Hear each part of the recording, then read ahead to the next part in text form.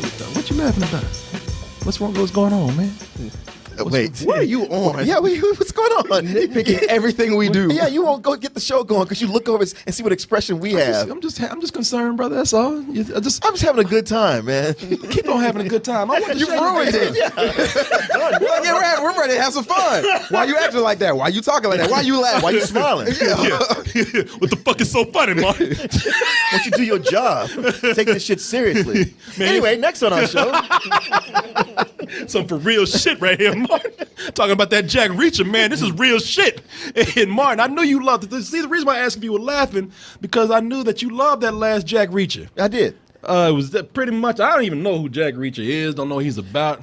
No, it inspired me to go read a bunch of the books. Oh, you did? Mm-hmm. You did. That's all I knew. I knew he was a big dude, like a 6'5" dude, big muscles, and goes around beating up people. So my question is, why the fuck is Tom Cruise in this then? As the title to Jack Reacher. Clearly, he liked the books too and had the influence to get them made. I mean, when I went on the message boards, that's like the biggest complaint people who are fans of the books had. It's like, man, Jack Reacher's supposed to be 6'6", and this dude's a midget. And it's like, come on, man. He did the role well. Give him a break. Yeah, I heard so many people make them jokes too. I ain't gonna like it, but I'll be laughing every time they said Jack Reacher. Yeah, he reaching for the top shelf, bitch. See, Martin, leave my Jack Reacher alone, man. Leave him alone. I don't care about that. You leave Jack alone, man. I'm just thinking how, you laugh at that, but if I'd have said it, you'd have stopped the show. Well, yeah, because that's you, man. But there's special rules for you, Mark. Yeah, Martin. Clearly. No, you do it, man. I don't like that shit. Everybody else top does. shelf. That's actually funny. Yeah, I knew it. I was like, this bitch want to laugh so hard, man. I can wait. Please. But look, I liked it too. I didn't love it as much as Martin did, but hey, I liked it. I said, this is a surprisingly good action thriller right here. So when I heard that they were doing a second one, I was like, all right, you know what? I'm on board for this because who knows? They might improve on the places where I thought it didn't do so well in the first one. And Jack Reacher never go back. Jack Reacher just wandering the land. Homeless, and he'll go someplace every now and then. He's actually like a real superhero. He'll go somewhere and see that somebody's doing something wrong or causing some trouble. He'll beat some ass, bring some justice, and move on to the next place. But then there's this little chick at an army base that he helped out a while back, and he's on his way to see her. And he's even setting everything up. She ain't even met his ass yet, but he on the phone. Yeah, when I come to town, I'm gonna buy you some dinner. I'm gonna beat it up. Yeah, all right. Yeah, we gonna go to. He even tells us we going. I ain't got no money, so we going to a dirty ass hotel. Really, Jack? I'm gonna fuck the shit out of you. Really, Jack? You gonna toss my salad? You really, Jack? I'm gonna tell you about Lord Zenu. All that. Shit. That's how he gets your ass. But then something happens where she's arrested, and Jack is like, man, I was about to fuck that chick. You better not. You better bring her out. You better release her. Or you release the beast right here, and they don't listen to him. And next thing you know, he's gone feral on their ass, going around beating up whole army bases. And it turns out that the chick played by what's her name? Kobe Smulders. Kobe Smulders. She's actually innocent, and it takes only Jack Reacher to come in and prove that she did not do what these people are accusing her of. So it's just not sex. He says I can toss a little favor too here and there. But he wants that payback and stuff. Yeah, of course he does. Yeah, you get a chick out of jail, you going to get something. Yeah. Are you going to plant some cocaine on her ass? You want to go back? You throw it back in there, yeah. But. And there went your presidential bid. And Martin was talking about the Lee Child books. That's the author that wrote these. That's the thing about this, man. Like I said, I didn't know who Jack Reacher was, so it didn't bother me that much when I knew about the character, right? Because I didn't know anything about him anyway. To be honest with you, when you see Tom Cruise in these movies, man, like with this, if you don't know anything about the character, you just take that. All right, this guy, he's just scrappy. That's it. He's scrappy. No, he really is scrappy. He's about the same height as that fool right there. He's about 5'7", and you just take like, okay, you know what? This movie is smart enough. It doesn't go into so much ridiculousness that I can accept that maybe his military training is just that good. Yeah, it's not the kind of thing where it's so edited where it's obviously a stuntman doing all the fighting. I mean, it looks like, he could beat the shit out of 5 guys in a row if he had to. Yeah, you know what? He's got this look on him. I mean, it's something where he owned that role. The movie's not as good as the first. Let me just say that it's sillier. It's way sillier than the first one. And it's so silly that it brings attention to how silly Tom Cruise's character, or his portrayal of his character is, to me. You know, when I look at this, because in this movie, he's not so much acting. You know, he's kind of just playing, it's almost a parody of an action star, because everything that he says by looking at you and talking real serious, and always has a great comeback for everything. Somebody, he'll say some smooth shit to you, and the person be like, "Man, who the fuck are you, man?" He's like, "I'm the guy that does cool shit." You know what I'm saying? You know? Not lying. And I mean, this is the beginning of the movie that they set this up, and it's just, it really just, it's almost laughable. Who the hell are you? The guy you didn't count on.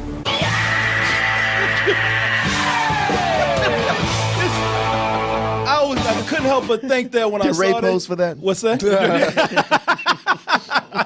You know what? When you look at that, and you expecting that all the time, because that's how he always has the last word. Yeah. It's almost like he's playing out some tough guy fantasy, Tom Cruise, with this, because Tom Cruise, this is something that when I'm watching him play that role, I've seen him be great. Like, this is kind of, I mean, I know there's no small parts with actors, but that's kind of beneath you, man, these lines they got you saying. What also got to me, what brings out the silliness of this movie, is that Tom Cruise can do anything. Tom Cruise can break into anything. Tom Cruise can convince people of anything. And it's not because he's actually that smart. It's because the world that he's in is just that dumb. You know, it's a fucking dumb world that he's in, because he will go into places. He'll go into places and people they make it easy for him. Like he breaks into a military. No, actually, he's already in the military prison, and he gets out not because of his skills, but because people leave their keys behind, people leave their credit cards and wallets, people leave doors open. People who saw him going to prison, just saw him walk in, they see him walking out, and they're like, "Good day, Mr. Reacher." You know, don't ask no questions. And now that he's broken out, he even breaks back in to break out Kobe Smulders. And when he does that, these people right here, you know, because he's already in there. Yeah. He goes back in, and the thing with her is that everybody on this base, they can't fight. They ain't, you know, because she's with him, all of a sudden together, that goddamn Black Widow and Captain America, they might as well be superheroes. They can beat up the whole fucking base if they want to. I left explicit orders for you to stay away. Orders? You ordered me? Yes, I knew you'd do something like this. Don't make me regret it. Man, I have time for all that shit, but can you feel all that time they're making for that sexual attention right there? I mean, it's so obvious, the shit that they setting up right here. And you know what? And these henchmen that they got, that's another reason why he can do so much shit in this movie, because they got these henchmen at a fucking discount, man. These are some Dollar General ass henchmen right here. Well, you have to at this point, because people like the Joker and Lex Luthor have killed off all the best talent. No, man, these dudes right here, They're so obvious. that's what's They're so obviously big bad dudes in guys. suits with dark glasses on. Yeah. That's the thing about them. They made that written down. They are so obvious. Their villainy is out there for people to see. Yeah. Like, one of them is bald and got shades on. He's watched too many James Bond movies. The other one, when he got the job of henchman, he went straight to the salon and got himself the worst blonde dye job. I mean, Use all the hydrogen peroxide in the world. Fuck my shit up.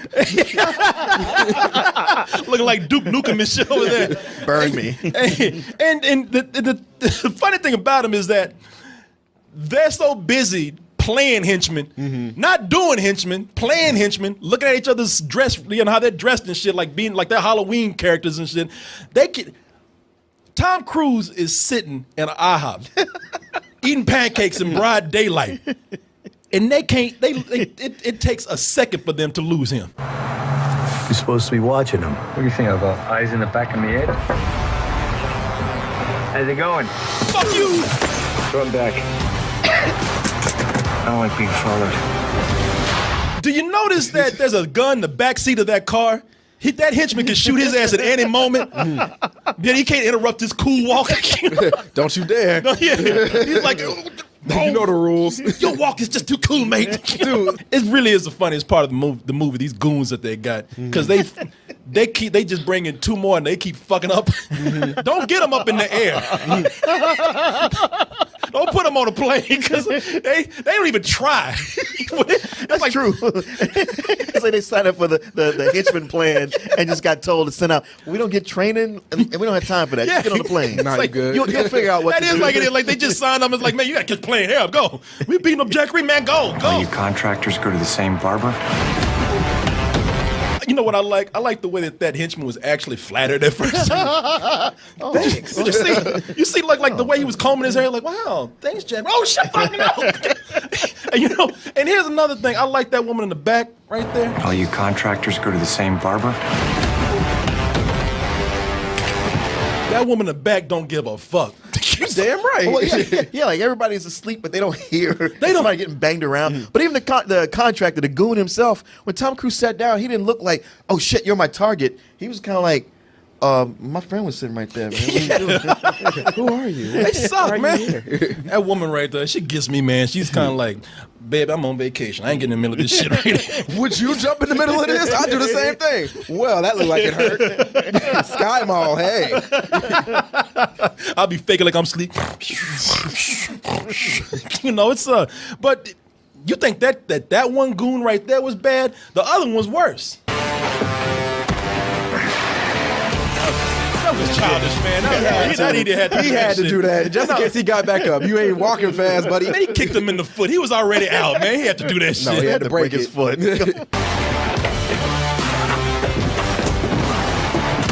You see how slow that foot was? It's like they put them on a plane but didn't tell them what Jack Reacher looked like. These are some discount bargain ass goons that they got. That motherfucker didn't even try. Look how slow he is. I'm almost done. Damn. And if he was quick, he just would have peed in Tom Cruise's face and knocked his ass out. Oh, God. Yeah. He already had his dick in his hand. He like, that motherfucker must have been drinking at the airport when he got on. Probably. Who are you? And that's the thing about this. You see how they're bending logic, how they're bending this world so that Jack Reacher can get away with shit? I mean, I know we said we wouldn't get involved on the plane if somebody was fighting, but come on, y'all. It's a plane. I mean, if a baby so much as coughs in front of you, you're getting upset. You hear it, yeah. And somebody gonna do a barroom brawl in front of you, and like Martin said, nobody hears it. What fucking airline is this? Is this an airline for the deaf and blind? For Spirit Airlines. Yeah. I mean, it's just lazy.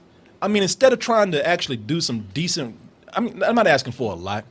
I'm not even asking them to do something new, but it's obvious when they do something that's lazy just so they can bump something else up. Just like with the main villain that we were talking about here, played by Patrick Hausinger. He's only known as the Hunter in the movie. Now, you see him in army gear right there, but as Corey said, the reason why the goons are so stupid is so they can make him look more threatening. Mm-hmm. But to do that would take some writing, so let's just make these other dudes look stupid as fuck, and then he'll look more badass. Even for Tom Cruise's character, Jack Reacher, where he's supposed to be a hard character, but they want to give him some heart in this film, and to give him some humanity, they give him a teenage girl that might be it might be his daughter, might not be. Her name, the actress's name is Danica Yarosh. I think she was on Heroes, the second season of Heroes, or second season of Heroes, man. Come on. I know, yeah. Anybody who watched it flushed it from their memory. Yeah, exactly. Didn't they do a new Heroes or something? Yes, that's Heroes which was weird because everybody hated Heroes by the time it ended, and they're like, "Hey, look, we brought back your old favorite." I'm like, "No, you didn't." Yeah, they were like, "No, you gon' like this shit. We're gonna keep putting it out there until you do like it." Right. And she's in that. She was in that show. She's here, and she's that teenager that she's shitty, she's bratty. Everything that he says to her, she's whatever. I mean, and she's for one thing, it's creepy with him because I'm not saying he's a pedophile or anything, but for him to show that he cares is just him looking over bed at her while she's asleep. For us, I mean, for them, that's them telling us like, oh, he cares, and for us, we're looking like, no, this is weird as fuck right here, man. And this girl right here, when I say she's a bratty teenager, she's supposed to be 15 in the movie. She's really 18 in real life, but you hate her. You want her to die. There are moments where they talk common sense shit to her. They say, we are trying to help you. You are going to die. And she's like, die, whatever. It's like, Let me text my friends. Hold on a second. Bitch. Yeah. They're tracking with your phone. Well, you didn't tell me that. Yeah. Did I have? Oh my god. It's not even like that. It's kind of like they can track you with the phone. I have one more text to send, please. You know, like, bitch, you know what? I can put your little narrow ass right here out in the car, and these goons can get your ass, but they're gonna fuck it up too.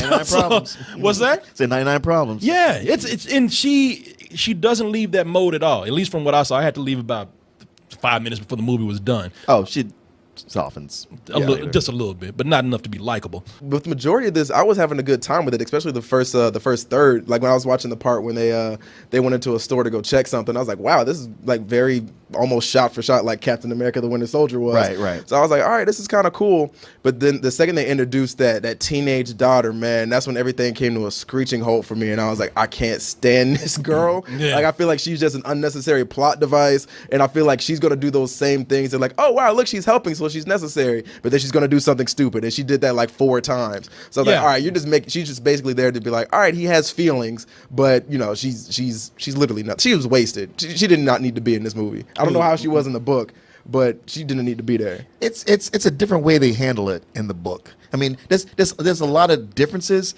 and when I look at them, I go like, you know, the things that you changed, it wouldn't have cost you any money. It would have made for a better story. There's small details, but this movie lacked details. That's what it needed. Yeah, and you know, and this movie lacks a lot of shit. This movie lacks anything that sets it apart from being a Jason Statham action. Yeah. movie. I mean, this is why I'm wondering. See, look, nobody would have said shit about this if you had just done a couple of things. One, if like I said, if you put Jason Statham in here, people, well, that's what you do, man. Yeah. You know, and don't even put that in the theaters. Put that shit straight to VOD.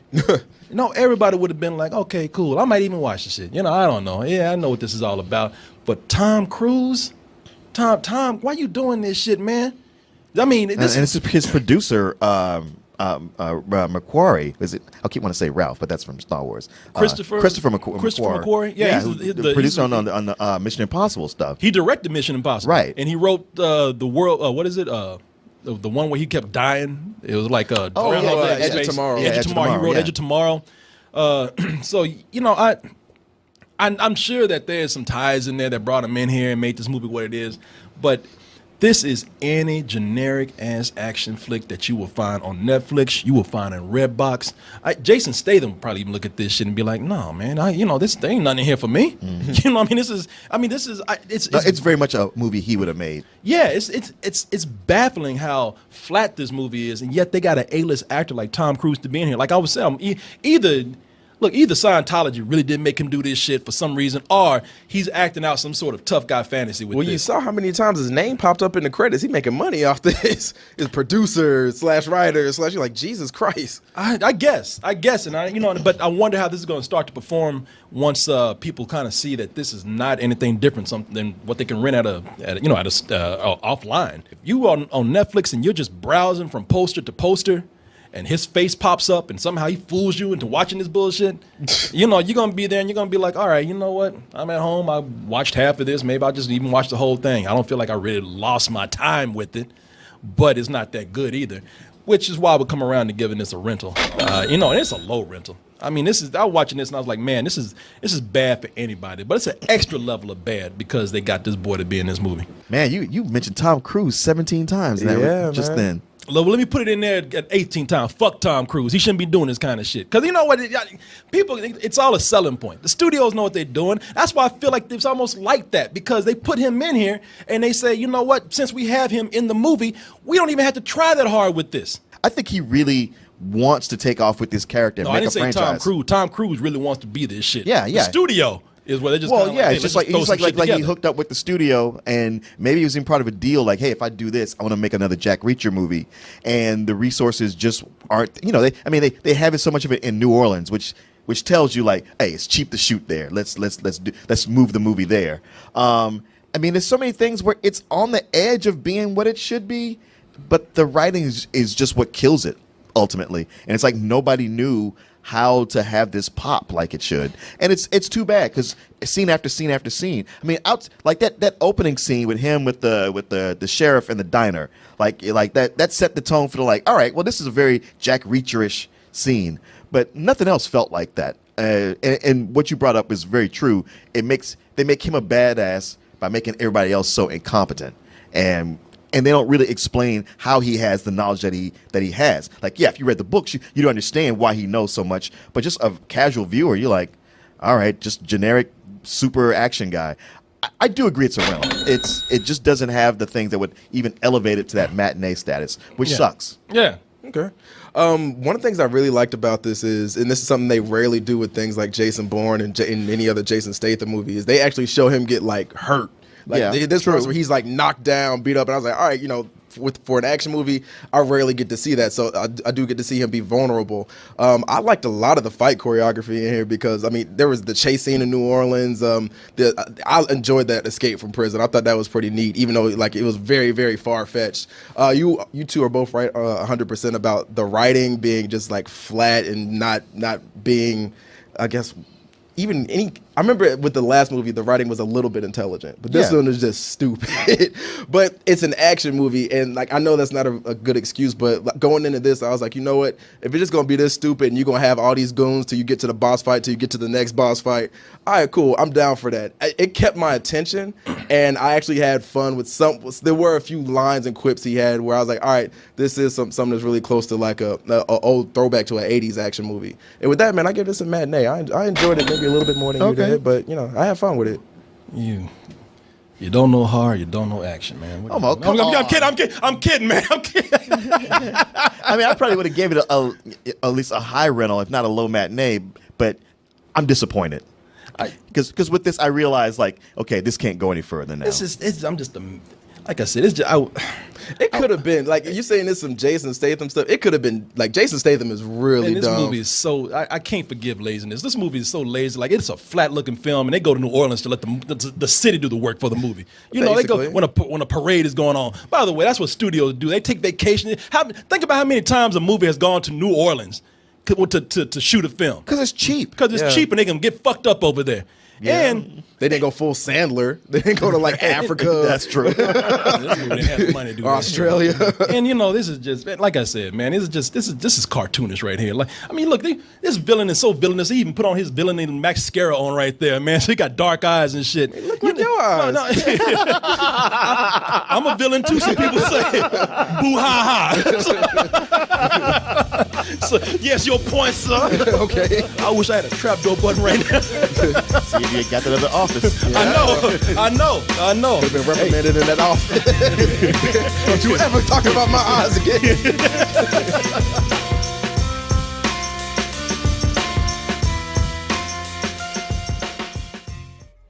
GameFly brings to your house, to you, over 8,000 new releases and classics that are available to rent, or you can buy them for almost every system out there, current and some old systems. Like I said, man, I've been trying to put my GameCube back to work for years. GameFly's giving me an excuse to do that. And you could even try 30 days for free by typing in gameflyoffer.com/double toasted. And when you do that, you'll get 30 days for free of games and movies.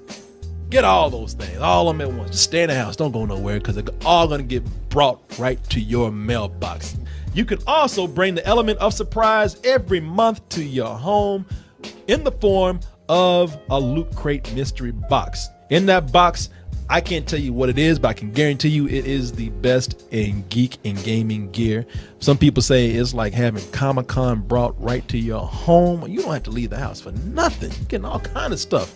And everybody likes a little surprise every month, just a little bit.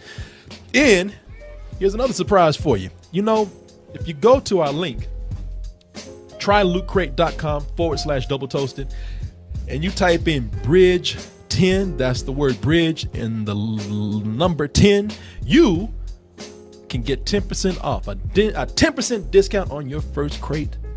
How's that for a surprise right there? Loot Crate, bring the mystery and the surprise to your mailbox once a month with Loot Crate. Hey everyone, thanks for watching, and be sure to subscribe to our channel and go over to our home, doubletoasted.com, for more videos and live streams. And remember, stay toasty.